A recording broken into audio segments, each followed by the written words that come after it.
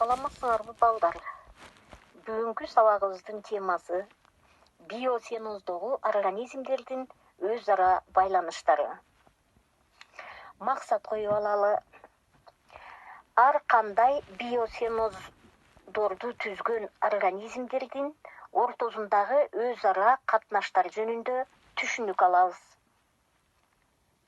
Биосеноздогу организмдердин өз ара катнаштары булар мутуализм, симбиоз, даяр тамакка көнгөн же башкалардын үйүн пайдалангандар, микечилик, жырткычтык жана атаандаштык болуп эсептелет.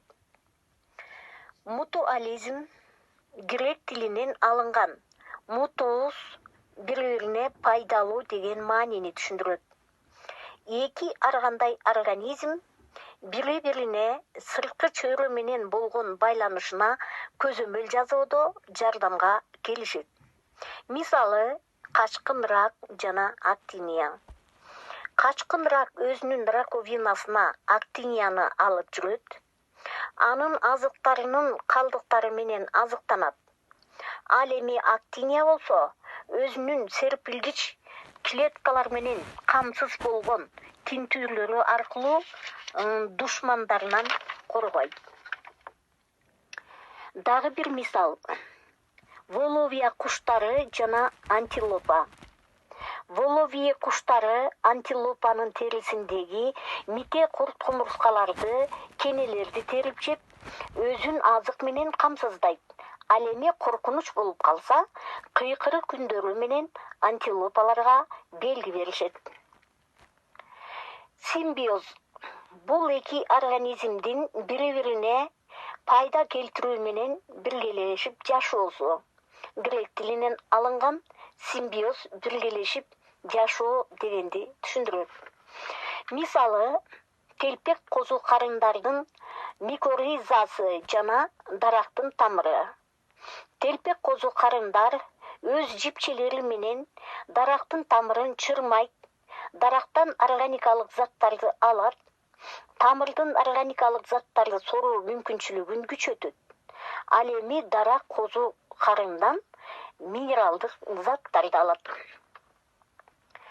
Даяр тамакка көнгөн же башкалардын үйүн пайдалангандар. Бул бир организм экинчи организмдерге зыян келтирбестен бир тараптуу өзүнө гана пайда табат. Мисалы, бүркүт жана канатына отуруп башка жака ташынган карга. Микечилик же паразитизм. Бир организм экинчисин жашоо чөйрөсү жана азык заттардын булагы катары пайдаланып, ага зыян келтирет. Бирок аны тез өлүмгө алып келбейт. Ээсинин өлүмү өзүнүн өлүмүнө да алып келмек. Мисалы, сары чырмоок. Ал толугу менен фотосинтезге жөндөмдүүлүгүн жоготкон жана баардык азык заттарды ээсинен алат. Ал үчүн ээсин курчап, чырмап алып, тыкандарына соргучтары менен кирет. Жырткычтык. Организмдер ортосундагы байланыш. Мында бир организм экинчи бир организмди кармап, өлтүрүп, аны менен азыктанат.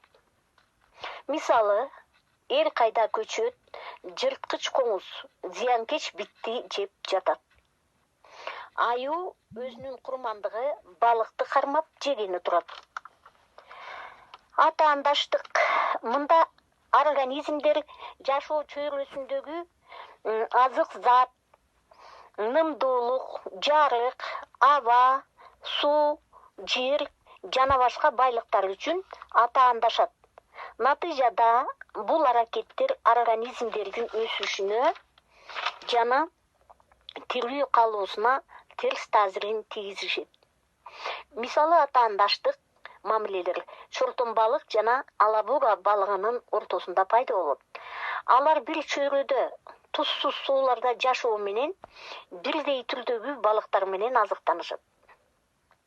Ошентип, организмдердин арасында пайда болгон байланыштар алардын кургактыктын жана суунун белгилүү бир жеринде бирлешип жашоосун камсыздайт. Булар өз ара пайдалуу жана зыяндуу, пайдалуу кайдыгер жана өз ара зыяндуу байланыштар. Алар биосфеноздогу организмдердин жашоосун колдоп жана кармап турат. Балдар, биз силер менен биосфеноздогу организмдердин өз ара катнаштары менен таанышып чыктык. Үйгө тапшырма. Таблицаны дептерле чийгиле жана толтургула. Сабагыбыз соңуна чыкты. Саламатта болгула.